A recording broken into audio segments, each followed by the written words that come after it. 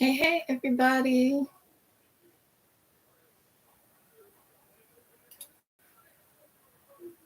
How we doing?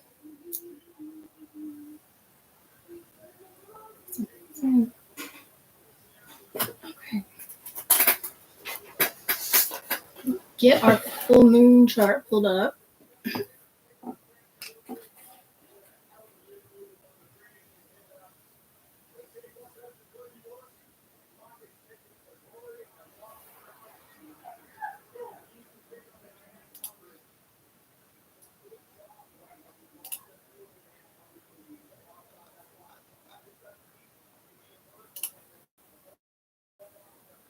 Am I live? I don't even know right now.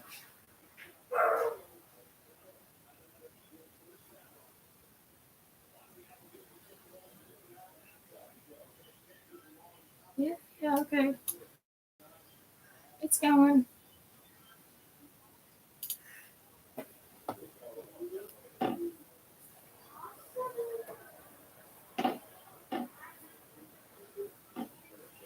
I sent this link to somebody. Okay, there it goes. Hey, Amber, thank you. Technical difficulties on my end. I got it together now, though. How are you, Amber?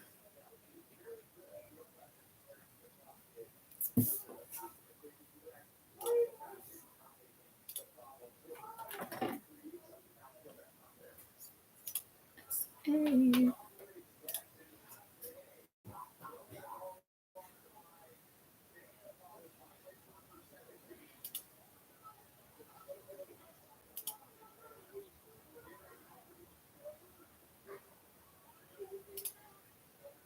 Our full moon is Wednesday morning.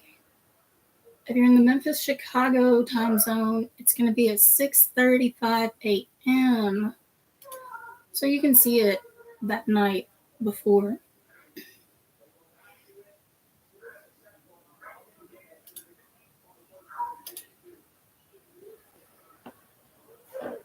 Oh, I'm on your TV again. That's so cool. You don't have like one of those HD TVs where I'm in like super high def.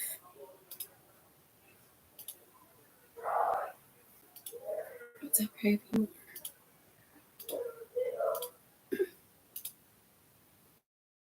Lethan is playing a fighting game in the living room. You can hear that.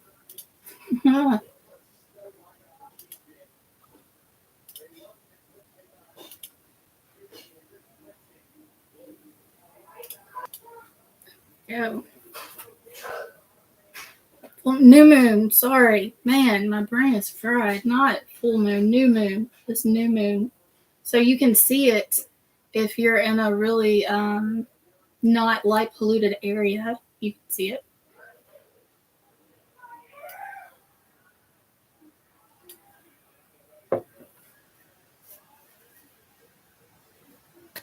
Aquarius, new moon. Not gonna lie, I did some work on this last night. But all the things that came to me when I first looked at it, all that really good stuff, I wrote it down. I've been practicing some journaling. I've been doing a lot better at that. It's flowing easier. Yeah,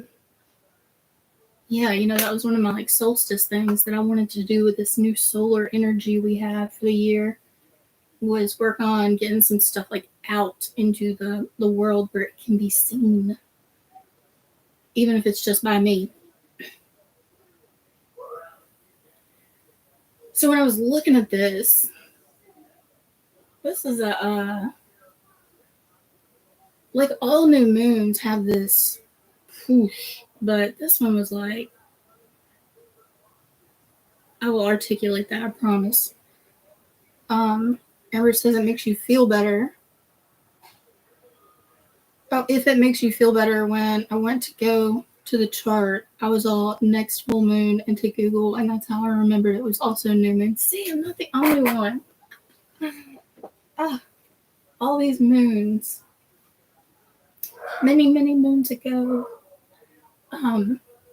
But yeah, like all new moons have this energy of like this deep undercurrent, powerful news cycle starting kind of thing. But this one, first of all, it's happening over here in Aquarius, right? And it's wild because if you're in this time zone, the ascendant is right there at like 0 degrees of Aquarius. So it's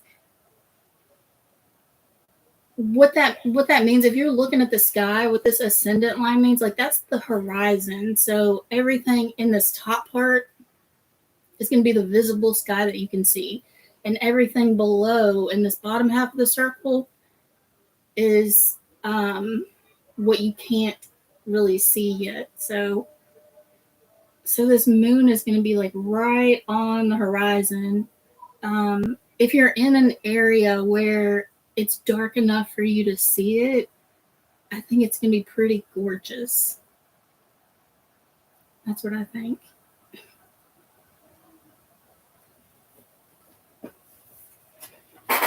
So let's talk about Aquarius. Aquarius is the sign that I struggle the most with defining, because it's not easy to define it. It's like a broad, abstract idea of sort of like the collective mind of society. You know how they talk about like the collective consciousness or whatever?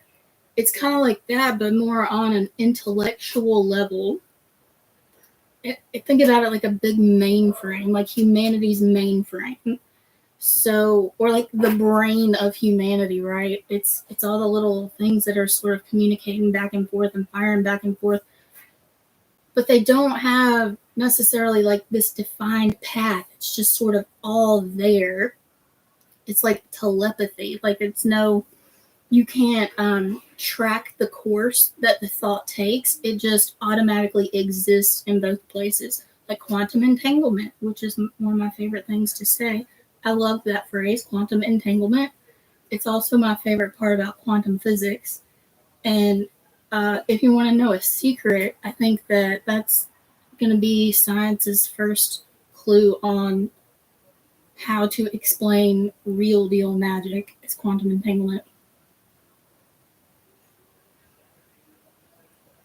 Once they discovered that what did Einstein call it? Spooky something. But once they figured out that this was happening, they wanted to know, how is this happening? And now look, we've got dark energy, and I think they're going to start calling it invisible energy or something, because they don't want to call it like light and dark. Whatever, it's all the same thing. Yeah, so Aquarius is like the space, right? And the thing is, it's ruled by Saturn, which is the planet of boundaries. So how, like, does that even make sense? What a paradox, right? That's exactly how I describe Aquarius, and everything I do is a fucking paradox. Because that's what it is. It's like a mind bender. Because you have this abstract space, but the planet that rules it is the planet of definition. So how can something be defined and abstract at the same time? And it's because Saturn also rules Capricorn, the sign before Aquarius. And that makes sense, because Capricorn is like physical. It's building something. It's like your skeleton. It's like, the structure of a building, like when you're framing a house. That's Capricorn. How does that move into this Aquarius space? It's everything beyond the structure, like beyond the boundaries. It's on the other side of the wall. It's like if you're building a fortress, right? Inside the fortress is Capricorn, but when you step on the other side of the wall, that's the Aquarius space. And it's completely limitless. kind of like that movie Limitless with Bradley Cooper. That's a very Aquarian movie because he just like taps into this whoosh, what is it, and he can freaking do anything. He's like a mental phenomenon.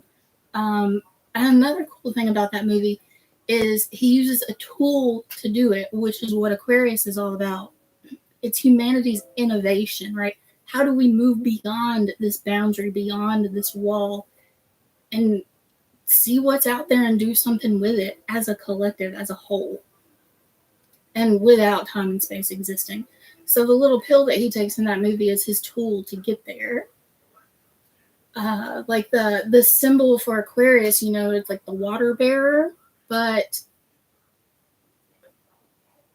I feel like in true Aquarian spirit, the person who's pouring the water in that symbol and the cup of water are like one and the same, right? Like you can't really separate them. You can't say Aquarius is just the cup. You can't say Aquarius is just the person, because it's the person using the cup to do this thing. To do things that wouldn't be possible without the cup, right? Like how are you going to move water from one place to the other? In your hands, yeah, you can do it, but it's so much easier if you have a vessel to put it in, if you have some sort of tool to use. That's why when we're talking about Aquarius, we talk a lot about technology and like all this AI stuff is coming up. Pluto's got a lot to do with that, so I'm going to touch on that a little bit too. So yeah, we've got a new moon going on in Aquarius, and what sort of cycle are we beginning in this Aquarian energy? What sort of new thing are we starting when we move beyond this wall, this restriction that is keeping us in this safe physical space?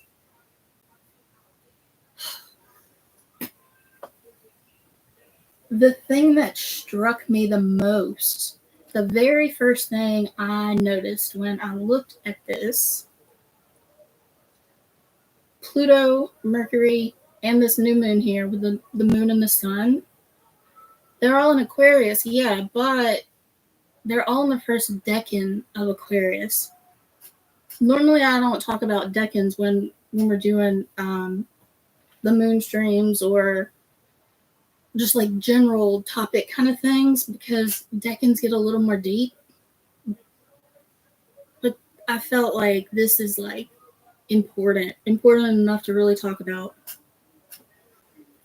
The first of all, a decan is 10 degrees of a sign.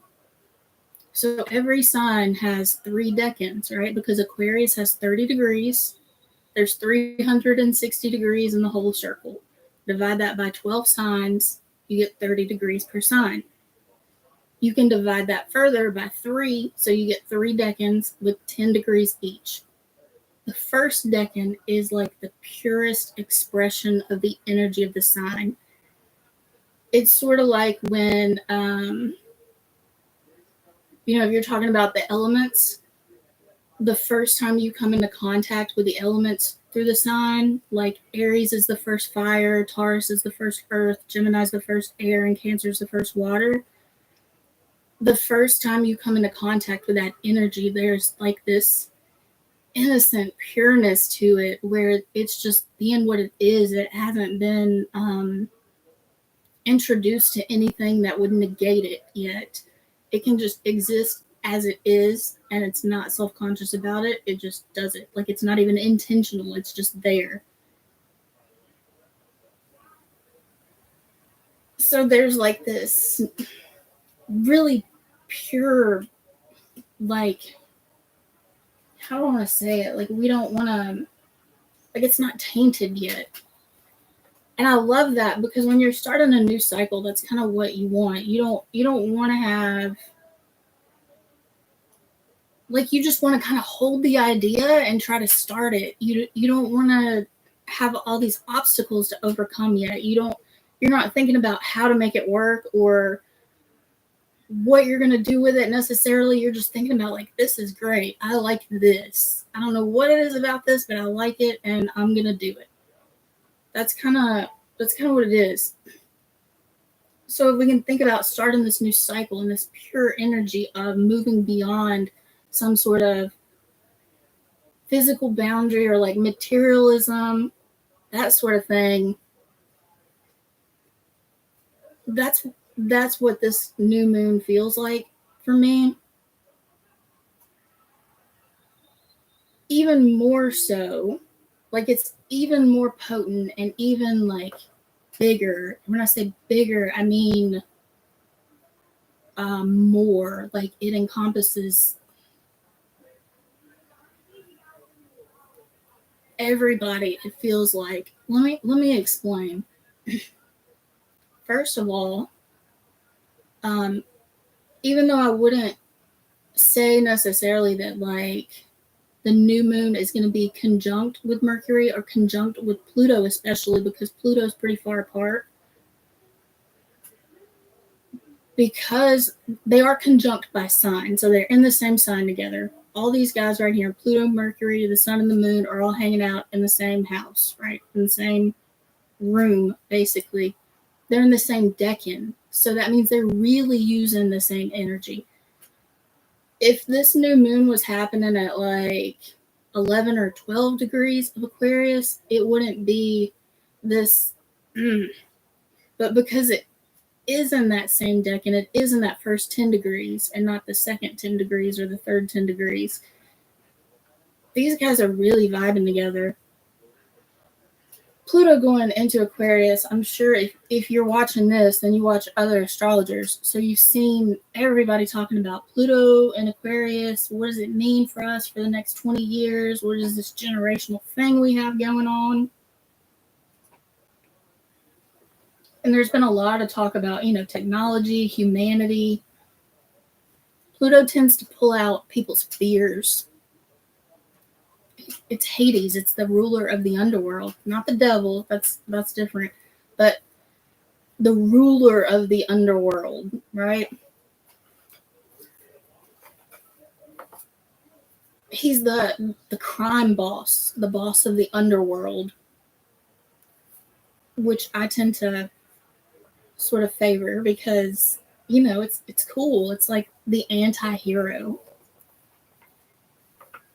And usually the one that's really pulling the strings. But it's scary, right? That's a scary person because they've got a lot of power. They can really mess you up. And the person that you think is in charge, right? Like the mayor of this city or the president or whoever, they're not really in charge because the underworld crime boss is the one that's really running things. Like, who are the people gonna pay more attention to? They're gonna pay more attention to John Gotti than whoever was mayor of New York during that time, right?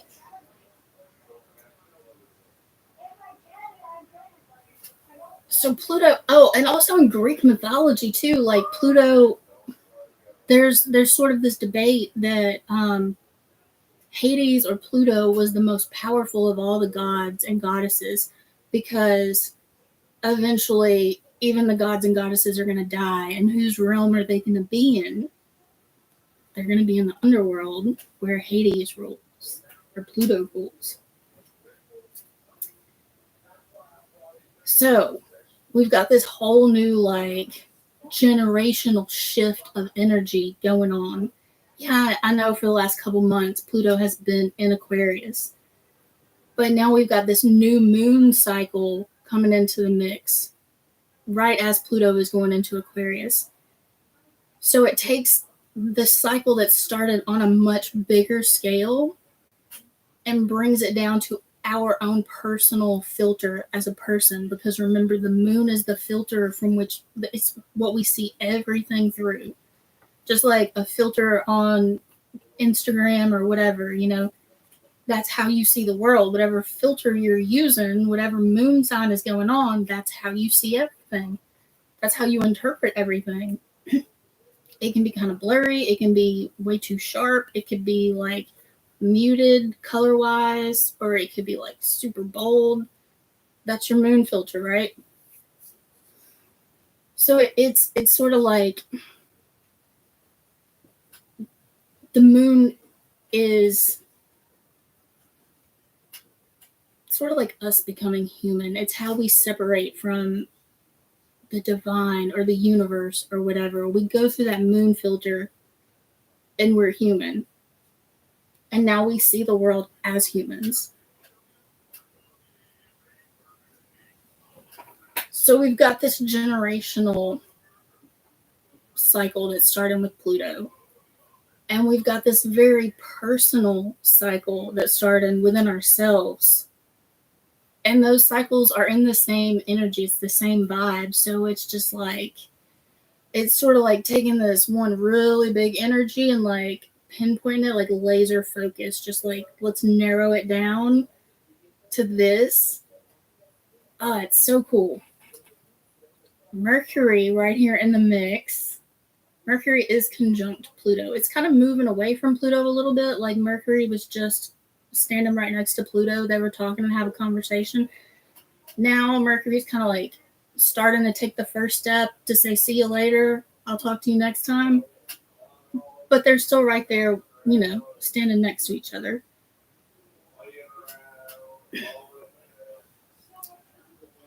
Mercury and Pluto, when they get together, it's like, because Mercury gets the message across, right? He's going to deliver the message no matter what. It's how we communicate, it's the logistics of things, how we get from one place to another. So Mercury and Pluto conjunct is sort of like, it's like if you think about a tunnel system in the underworld, that's Mercury-Pluto conjunct. It's not just Mercury, it's not just Pluto, but the two of them together, what do they become? Like this underground tunnel system. For me, this feels like really being able to tap into your subconscious. Your subconscious is like the hardest thing to understand, right? To really figure out. And most of the time we just do that like in our dreams. Like that's the closest we ever come to really being able to see what's going on in our subconscious and think about it and interpret it and whatever. The moon also represents our subconscious, right? And the sun is our ego, our waking conscious. So you've got this merging of your consciousness and your subconsciousness, your ego and your subconsciousness, or your ego and your shadow, right? What does it do when it's in this underground tunnel network? It's like being able to go where you want in your subconscious, to really like choose your path and say, oh, let me check out this way, or let me check out this way. You come to a fork, which one do you want to go down?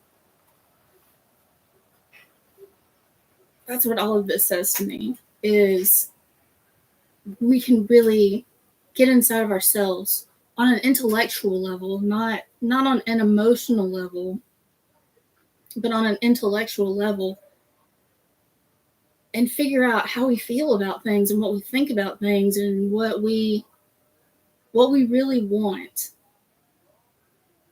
and what tools we're going to use to achieve that. How are we going to get ourselves beyond this boundary? How are we going to leave this fortress that we built for ourselves and take this awesome thing we have into the great beyond, sort of?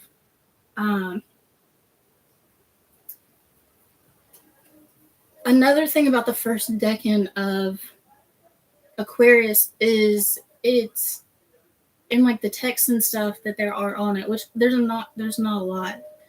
You can look at some really, really old stuff. When I say really old, I mean like hundreds of years old. Austin Coppock is the only person I know of who is alive today that has done really good work on the decans. And he's got a book called 36 Faces that he put out a few years ago. And he only put out a limited number of copies, and they sold out so fast. I hear he's working on a second draft now. But if you go to try to find that book, 36 Faces, like I saw one on eBay that was like $800. It's crazy. But that's how good his work is. So he's sort of like a decan expert. But he says, and he gets his information from these older texts, right? That the first decan of Aquarius is like an intentional exile. It's sort of like, I'm going to separate myself from the system and see what else is out there. So there's like this sense of adventure almost, but instead of it being like a pioneering warrior type adventure, it's like an intellectual type adventure. Like, let me go see what else I can learn. Like if you were gonna take what you learned at the university or on your pilgrimage or like wherever you learned it, all these new ideas that you have in your mental mind, you're going to leave the structure behind where you built them, where you did the physical work on them, and you're going to go out into the unknown and see what you can do with it. And you're excited about that. Is it kind of scary? Yeah, but you're not really thinking about that because you're so excited about what you're going to do with it, because there are like the possibilities are limitless. That's what the new moon feels like to me. That's what this feels like. Like, we can just navigate our subconscious with this renewed spirit. Like, we can look at it sort of objectively, because Aquarius can be like objective to the point of coldness, like detached, whatever. But because we're talking about our subconscious, like the moon and Pluto, I don't feel a detached energy coming from, like, this Aquarian energy doesn't feel detached to me. It feels very much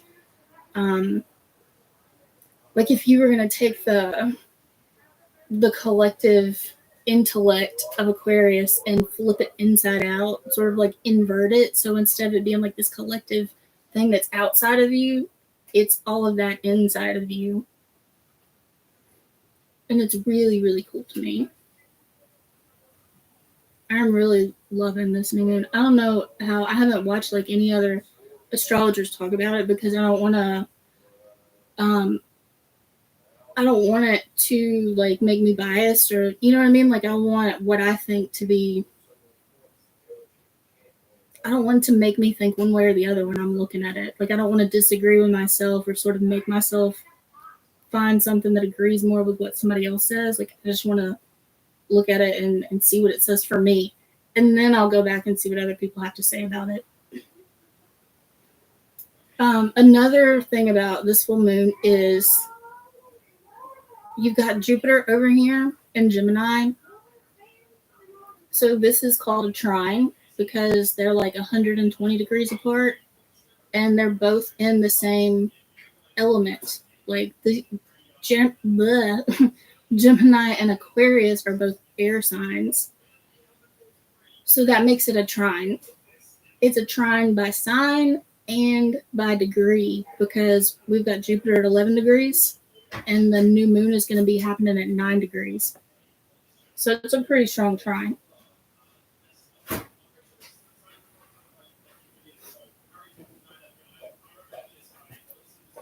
Jupiter is retrograde. Normally you'd think, oh no, retrograde. I feel like if Jupiter were direct, if it was going the right way instead of backwards, it would be too much because the trine is such a like harmonious energy. I think that it would be overwhelming because Jupiter is like our potential for more. It's growth and expansion and wisdom and all of these things, just like build and build and build and more and more and more, which is a great thing. But I think if Jupiter were direct, it would be like almost too much for us to handle. Like, think about if Bradley Cooper in that movie took way too much of that drug, his brain might explode, like in Oh wow, cool. This is like the second time I've thought about this movie. The movie Lucy with Scarlett Johansson, how this drug gets like dumped in her body and she starts evolving, and by the end of the movie, like, it's just way too much for her to physically handle. I feel like if Jupiter were direct, it would be sort of like that. Not to that extreme, right? But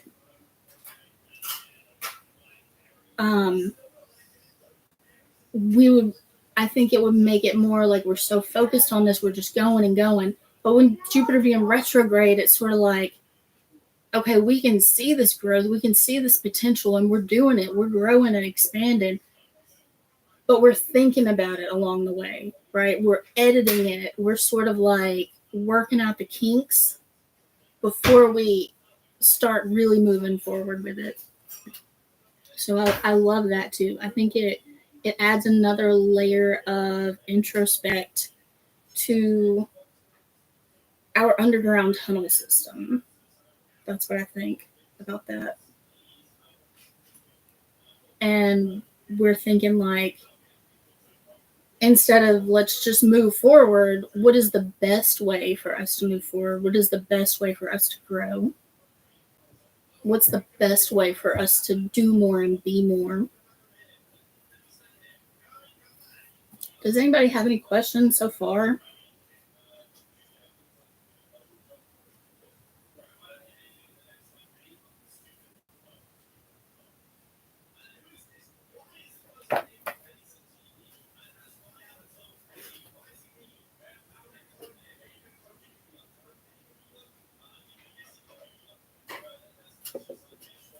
So in my descriptions, when I was posting this on different places,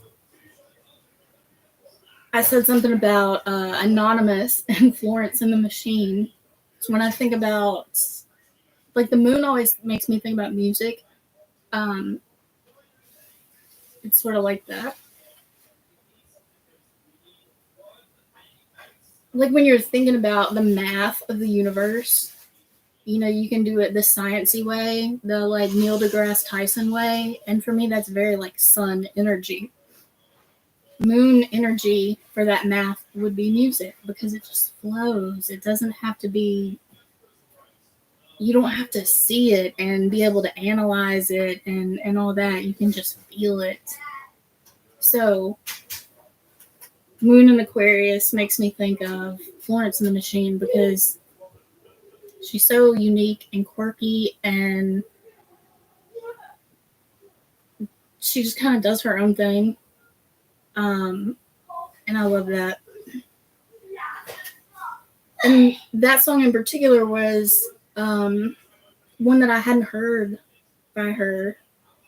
If you watch the video, it's cool because there's her and then there's this other guy that plays her anxiety, and he sort of shadows her and does exactly what she does throughout the music video. But then she just starts like dancing in complete disregard to her anxiety that's sitting there. Yes, I mean, she knows he's there, whatever. She's not going to let it drag her down, kind of thing. It's not inhibiting her. It's like in spite of this, sort of. And anxiety is very much an air sign thing, right? So I just thought that was cool because we're talking about Pluto and like the fears and stuff associated with air. So that can, like, we have anxiety about things. But she's like, her being her Moon and Aquarius self is just like, fuck it. I'm gonna feel great anyways. And then the whole Anonymous thing, when I was really like contemplating, what does the Pluto Mercury conjunction feel like? Like, because the conjunction again is like, the signs are not, or the planets are not separate anymore. They become one. It's like if Pluto and Mercury had a baby, what would that baby be? And that's what this energy is. And I thought, oh my God, Anonymous.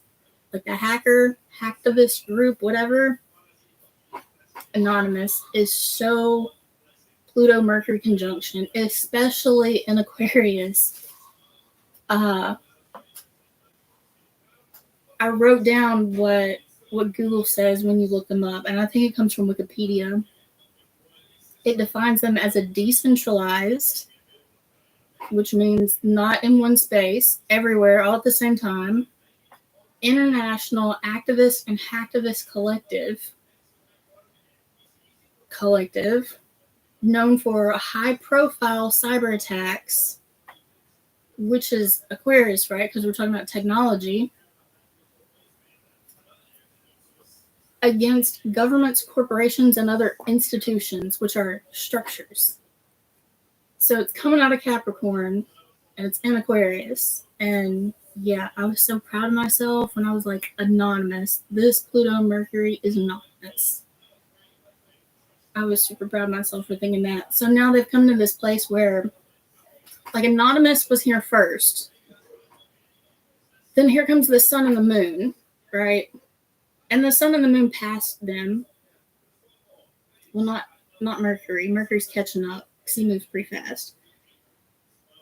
But they're a little ways ahead, the sun and the moon. This new moon is a little bit ahead. So we've got Florence the Machine, and she just like passed Anonymous. And they came in to the space, like Anonymous is here because they have something to do, right? They're going to be everywhere, and we're not going to know where they are. Like, there's no physical way to tell where they are or even who they are. There's no physical way to define them. They're just sort of everywhere all at the same time. And here comes Florence the Machine. She's singing her song. And Anonymous is like, okay. So then their whole plan sort of, it's not that like they stop and come up with a new plan, but they're noticing this energy. You know what I mean? So it's like the universe is noticing that, okay. And the new moon, or Florence, is like, yeah, I know you're there. I know you've got your plans, but I'm going to use this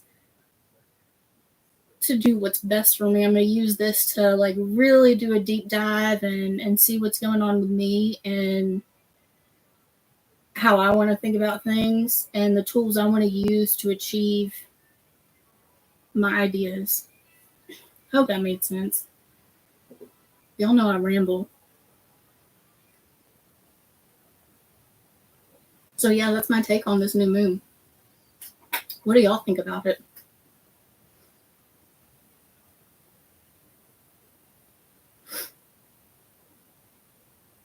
There's not really a whole lot of other stuff going on that like direct aspects or whatever to the new moon. Uranus is down here sort of making a square, but I don't feel like it's not really close enough to call a square. So I don't feel like it's saying too much right now. And then you've got a lot of stuff going on in Pisces, but Pisces is next door. We're in Aquarius right now. Our new moon, Anonymous and Florence are in Aquarius. They're not worried about what's going on next door in Pisces.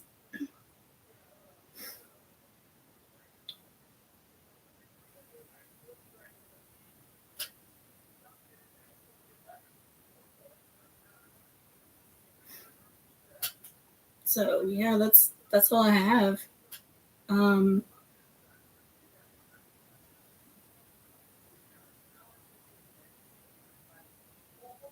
One cool thing about, not to go like super deep into the decans or whatever, but the first decan of Aquarius is ruled by Venus, which gives it another layer of,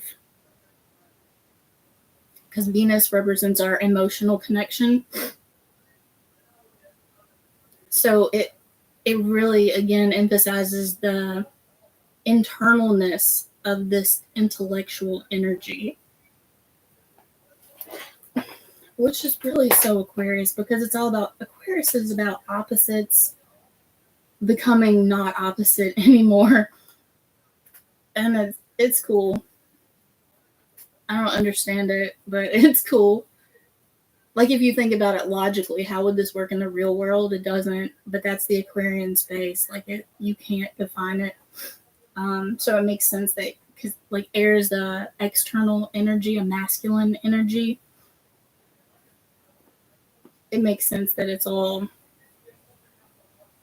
external energy, and then you've got like the moon and Venus and like all these other energies coming in to internalize it. I think it's good for us to look at ourselves like that sometimes. Most of the time when we think about our subconscious and how we're feeling and what's going on the inside, we're thinking about emotions. It's all this emotional stuff to sort through. But it doesn't always have to be emotional. Your subconscious encompasses everything that your waking conscious does. Like, your shadow self is just a reflection of your ego, so everything that's outside of you is also inside of you. And it's important to look at other aspects. Like, when we think about stuff outside of us, we tend to focus on more like fire stuff. What are we doing? What are we gonna do? What is this gonna, like, even though money, finances, that type of thing, materialism is an earth energy, and earth is like internal. We think about doing things to achieve these physical things that are in the physical world outside of us. We don't really reflect on that internally and say, what does my subconscious say about what I'm doing? Like, what does my subconscious want to do?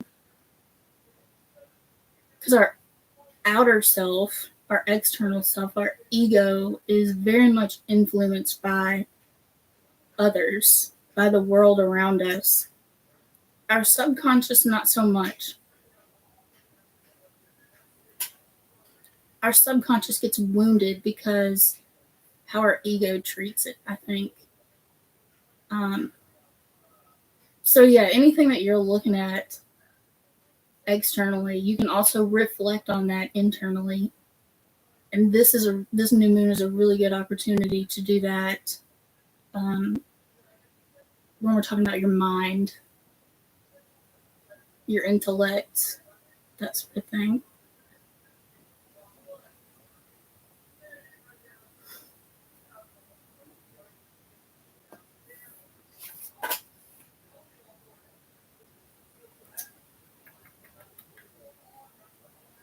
It also, with all the internal energy, I feel like it keeps Aquarius more human too. A lot of times when I think about Aquarius, I think about like the 3 laws of robotics, because they're so detached and they're very like logical and like this is it kind of thing.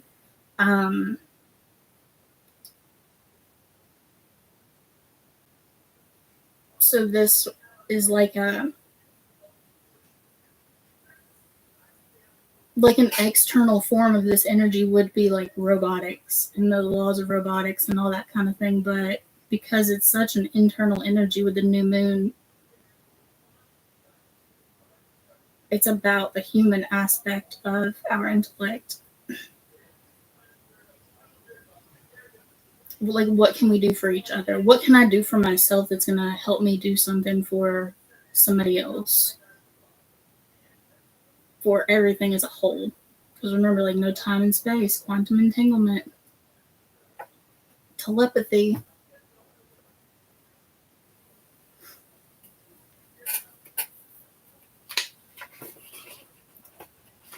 That's everything I want to talk about.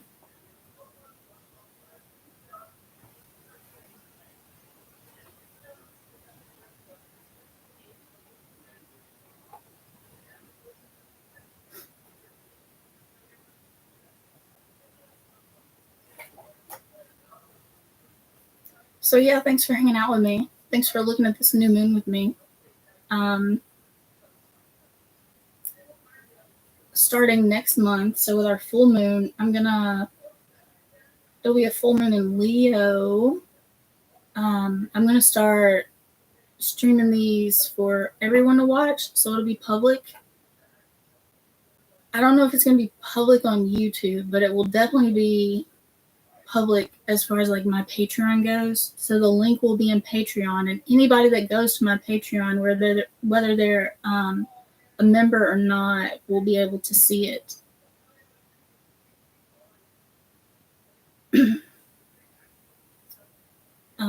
Or maybe I should, because I have a free membership. So maybe free members and everybody can see it. Like all members, free members and paid members can see it. I don't know. But more people are going to be able to see the Moonstreams is my whole point. And we will start that with the next one in 2 weeks, the full moon in Leo.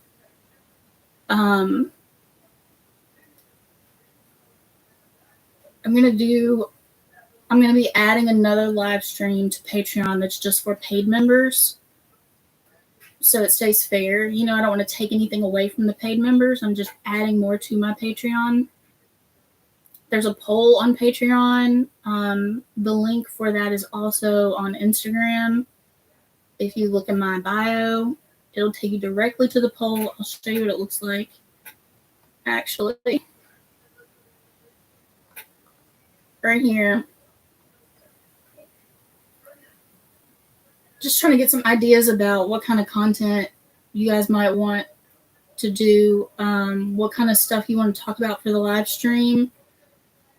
We can talk about your birth chart. We can talk about like a forecast, what's coming up in the next couple weeks. We can change the topic for every live stream. You know, we could say, all right, let's talk about this specific astrology thing this time and that specific astrology thing next time, or whatever. And I can do like a list, like here are 3 things we can choose from for the next live stream. Which one do you guys want to talk about? Or we could just get together and say, all right, what are we talking about today? Thank you for those that have voted. If you have not voted, please go do that. I also have an option on here that says Q&A live streams are not my thing. So if you don't want to do a question and answer thing, that's cool. You can tell me what you do want to do. Just write it in the comments. That's what I have for that. Moonstreams with Mandy. Yeah. I almost put that on my stuff tonight. I might do that next time. Just because I like oh crap, what's it called? I just forgot the word. Alliterations, where the things all start with the same letter. I love those kinds of things because I'm a word nerd. I think I'm going to use it.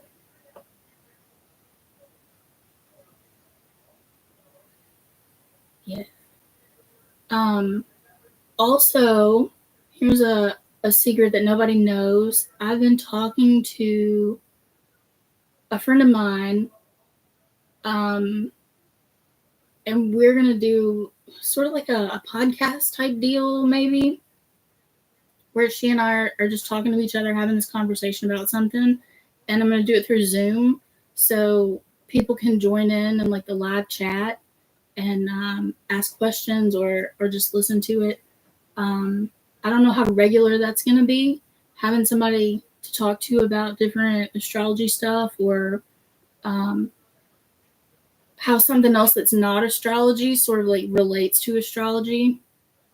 But I would like to have people who are good at what they do to talk to, so we can like bounce ideas back and forth, or just explain something, or just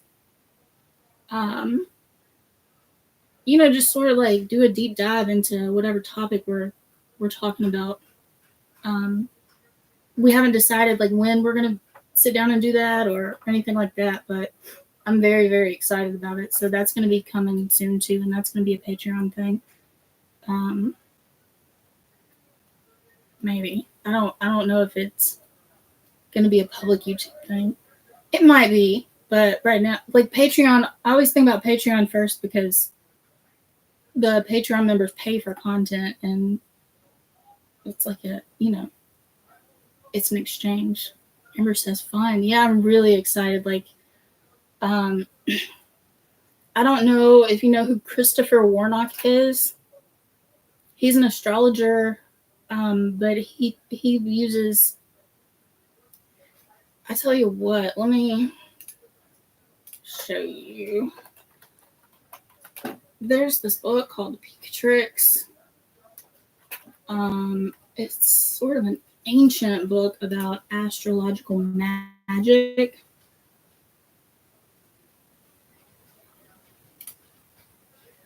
Yeah, here it is. Okay, let me share this so you can see it.